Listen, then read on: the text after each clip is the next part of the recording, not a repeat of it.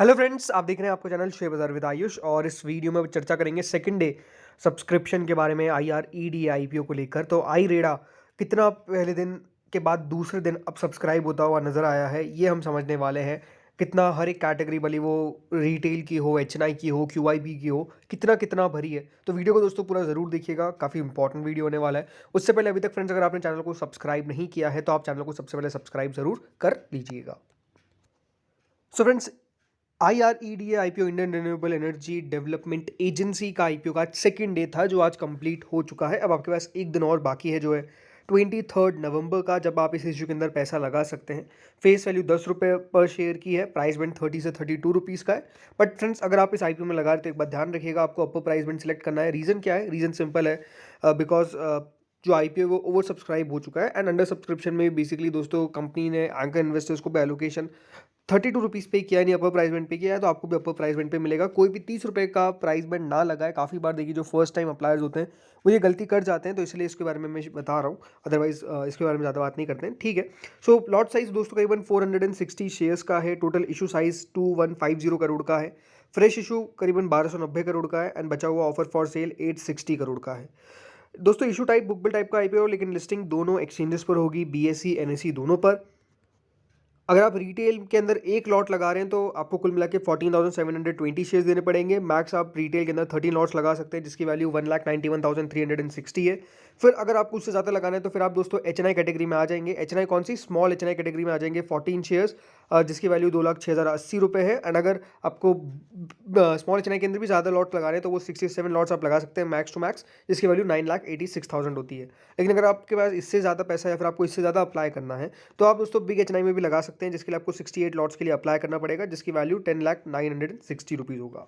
अब बात करते हैं दोस्तों आज के सब्सक्रिप्शन के बारे में। उससे पहले पहले कल का सब्सक्रिप्शन देख लेते हैं, कल कितना सब्सक्राइब हो गया था इशू। तो फ्रेंड्स डे 1 में QIB जो पोर्शन था वो 1.34 टाइम सब्सक्राइब हुआ था। HNI पोर्शन 2.74 टाइम सब्सक्राइब हुआ था। रिटेल पोर्शन 2.02 टाइम सब्सक्राइब हुआ था। ये टोटल नहीं है, ये बेसिकली एम्प्लॉय कैटेगरी है। तो एम्प्लॉय जो पोर्शन था वो बेसिकली 2.13 टाइम सब्सक्राइब हुआ था। एंड टोटल मिलाकर 1.98 टाइम दोस्तों सब्सक्रिप्शन देखने को मिला था इस इशू के अंदर on the very first day. तो उसके मुकाबले में अब सेकेंड डे कितना सब्सक्रिप्शन आया, चलिए ये देख लेते हैं। तो शुरू करते हैं QIB से। तो देखिए ये NSE की ऑफिशियल वेबसाइट पे मैं आपको लेकर आ चुका हूँ। तो QIB ने दोस्तों सेकंड डे कुल मिला के सब्सक्राइब कर दिया इस इशू को 2.69 टाइम्स, यानी QIB के द्वारा अच्छा खासा अभी तक इस इशू को सब्सक्राइब कर दिया गया है। QIB को आप देख सकते हैं 13 करोड़ 40 लाख शेयर्स ऑफर किए गए थे, लेकिन ऑलमोस्ट 36 करोड़ शेयर्स के लिए एप्लीकेशन जो है वो रिसीव हो चुकी है QIB से। तो ये अपने आप में काफ़ी अच्छा सब्सक्रिप्शन शो करता है। इसके बाद दोस्तों जो कैटेगरी आती है वो है नॉन इंस्टीट्यूशनल इन्वेस्टर्स या फिर HNI की।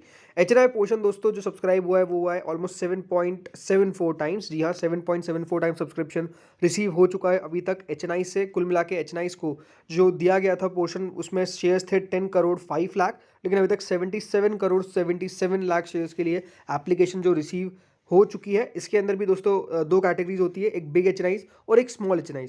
तो जिनकी बिड अबाउट 10 लाख यानी जो बिग HNI है, उन्होंने ऑलमोस्ट सब्सक्राइब किया है 7.96 टाइम्स, जो अपने आप में काफ़ी दमदार सब्सक्रिप्शन दिखता है। एंड इसके बाद जो स्मॉल HNI है उनके द्वारा सब्सक्रिप्शन जो रिसीव हुआ है वो अभी तक 7.30 टाइम है। तो आप कह सकते हैं कि जो स्मॉल HNI है वो डेफिनेटली कम लगा रहे हैं। उसके पीछे का रीज़न है, स्मॉल HNI ज़्यादातर रिटेलर्स ही होते हैं जो बेसिकली दोस्तों किसी इशू के अंदर पैसा लगाते हैं।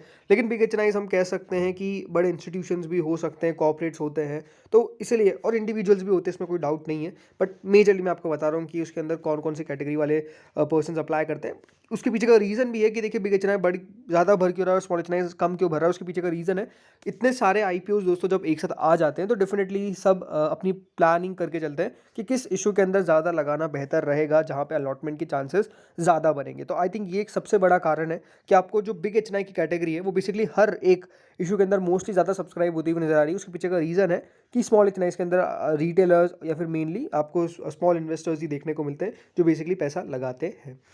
अगली दोस्तों जो कैटेगरी आती है वो है कंपनी सॉरी रिटेल इंडिविजुअल्स की। तो रिटेल इंडिविजुअल्स ने ऑलमोस्ट दोस्तों अभी तक सब्सक्राइब किया नहीं। हम जैसे आप जैसे मेरे रिटेलर्स ने 4.25 टाइम्स इस इशू को सब्सक्राइब कर दिया। तो अनडाउटेडली रिटेल कैटेगरी भी काफ़ी बढ़िया सब्सक्राइब हो रही है। एंड इसका एक दिन और बाकी है। अब अगर 4 गुना दोस्तों आज ऑलमोस्ट 4.25 टाइम सब्सक्राइब हो चुकी है रिटेल कैटेगरी। इसका मतलब ये है कि हम मान सकते हैं कि रिटेल जो पोर्शन है वो सब्सक्राइब होना चाहिए अराउंड 7 टाइम्स टू 8 टाइम्स, मतलब इसके बीच में दोस्तों रिटेल पोर्शन टोटल मिलाकर सब्सक्राइब होगा। अब इसमें सिंपल है कि अगर आपको अलॉटमेंट चाहिए ज़्यादा से ज़्यादा तो आपको अपने डिफरेंट डिफरेंट पैन कार्ड्स जो आपके फैमिली मेम्बर्स हैं उनके आईडी से लगाइए, ताकि आपको अलॉटमेंट का चांसेस बनेगा। अदरवाइज देखिए यहाँ पर अलॉटमेंट मिलना इतना आसान भी नहीं रहेगा। लेकिन हाँ, ये है कि रिटेल अंडर 10 टाइम्स सब्सक्राइब होगी। रीज़न सिंपल है कि इशू का साइज़ बड़ा है एंड डेफिनेटली यहाँ पर काफ़ी सारे आईपीओ है, इसलिए दोस्तों पैसा जो है वो इतना आपको ज़्यादा आता हुआ नज़र नहीं आएगा। वरना अगर सिर्फ यही आईपीओ होता मान लीजिए बाजार के अंदर, तो ये जो रिटेल कैटेगरी है वो मोर देन 20 टाइम्स भी सब्सक्राइब हो जाती। बिकॉज अच्छी कंपनी का आईपीओ जब आता है तो वो सब्सक्रिप्शन अनडाउटेडली रिसीव करता है, तो वो एक फैक्टर भी है। बट ओवरऑल जैसा मैंने बताया कि आपके पास एक दिन और बाकी है कल का, जब आप इस इशू के अंदर पैसा बेसिकली लगा सकते हैं। अगली कैटेगरी है एम्प्लॉयज़ की, और एम्प्लॉयज़ कैटेगरी ऑलमोस्ट 5 टाइम्स के करीबन सब्सक्राइब हो चुकी है, 4.97 टू बी प्रिसाइज, यानी कंपनी के एम्प्लॉयज़ भी अच्छा खासा इस इशू को सब्सक्राइब कर रहे हैं, इसमें कोई डाउट नहीं है। टोटल मिलाकर दोस्तों जो इशू है वो 4.56 टाइम्स सब्सक्राइब हो चुका है। 4.56 टाइम्स का मतलब यही है कि हाँ, इशू ने काफ़ी बढ़िया सब्सक्रिप्शन अभी तक रिसीव किया है। यानी इसका मतलब है ऑलमोस्ट कंपनी को अभी तक 6,870 करोड़ के आसपास रिसीव हो चुके हैं। इतना बढ़िया पैसा हम कह सकते हैं कंपनी ने अभी तक रिसीव कर लिया है, 6870 करोड़ के समथिंग। तो ये शो करता है कि डेफिनेटली इशू का काफ़ी बढ़िया आपको रिस्पांस देखने को मिल रहा है। एंड कल तो बिल्कुल QIBs का पैसा आने वाला है, तो QIBs कितना अप्लाई करते हैं ये देखने वाली बात होगी, दिलचस्प होगा। अभी तक QIBs ने कितना 2.69 टाइम्स के आसपास सब्सक्राइब किया है। इसका मतलब ये साफ है कि कल दोस्तों QIB इस इशू को कितना ऊपर लेके जाते हैं ये देखने को मिलेगा। मेरे हिसाब से ये जो इशू है वो ऑलमोस्ट 30-40 हज़ार करोड़ से ज़्यादा रिसीव कर सकता है, इससे भी ज़्यादा कर सकता है। बट मैं इसलिए लो लेके चल रहा हूँ, उसके पीछे का रीज़न है बहुत सारे आईपीओ जो अवेलेबल है। हो सकता है कि दोस्तों इतना आपको रिस्पॉन्स QIBs का हायर देखने को ना मिले, हो भी सकता है कि ज़्यादा देखने को मिल जाए, कोई बहुत बड़ी बात नहीं है वैसे तो। बट स्टिल हाँ, एक हम अगर अनुमान लगा के चले तो ऐसा हो सकता है। एंड मुझे लगता है कि ज़्यादा भी हो सकता है, बिल्कुल मैं गलत हो सकता हूँ। ज़्यादा सब्सक्रिप्शन हो सकता है कि 50-60 हज़ार करोड़ से भी ज़्यादा पैसा आ जाए। बट लेट्स सी कल कितना सब्सक्रिप्शन निकल कर आता है। अब बात कर लेते हैं ग्रे मार्केट की। तो ग्रे मार्केट ऑलमोस्ट 9 रुपये के आसपास चल रहा है, 28.12% के आसपास। ये जो सब्सक्रिप्शन है वो गलत दिखा रहा है, उसको चिंता ना करें कि 1.69 टाइम दिखा रहा है, गलत है ये। बट ग्रे मार्केट 9 रुपये के आसपास चल रही है। कई जगह पे था कि 9.5 रुपये तक चली गई थी, बट मेन हम मोटा मोटी 9 रुपये के आसपास अगर भी लेके चलते हैं तो ठीक है। बट अगेन हमेशा मैं ये कहता हूँ कि ग्रे मार्केट पर भरोसा नहीं करना है। लेकिन हाँ, ये कंपनी बढ़िया है, तो अगर आपका व्यू लॉन्गर टर्म का है और रीजनेबल लिस्टिंग गेन का है तो ये इशू हो सकता है कि आपके लिए हो डेफिनेटली। बिल्कुल कोई रिकमेंडेशन तो है नहीं, बट अगर आप मुझसे मेरा डिसीजन पूछेंगे तो मैं डेफिनेटली अप्लाई करूंगा इस इशू को। बाकी आप अपना डिसीजन ले, अपने फाइनेंशियल एडवाइजर से जरूर कंसल्ट करें बिफोर अप्लाइंग। बट हाँ, ये है कि कंपनी बढ़िया नज़र आती है। अनडाउटेडली जो मैंने कल भी बात कही थी, इस सरकारी कंपनी का समय चल रहा है, इसलिए ये कंपनी बढ़िया कर सकती है, इस तरह की एक्सपेक्टेशन है। और दूसरी बात, जिस इंडस्ट्री को बिलोंग करती है वो भी अपने आप में एक ऐसी इंडस्ट्री है जो ग्रो करेगी आने वाले समय में। अभी फुल फ्लेज ग्रोथ नहीं हुई है वहाँ पे, ये बात भी सबसे इंपॉर्टेंट है। तो इस वीडियो में दोस्तों इतना ही था। होपफुली आपको वीडियो बढ़िया लगा होगा। आप भी कमेंट सेक्शन में बताइए कि आप कितना अप्लाई कर रहे हैं, अभी तक क्या आपने अप्लाई कर चुका है या फिर आप और बाद में करने वाले हैं। तो इस वीडियो में इतना ही था। Thank you friends for watching this video.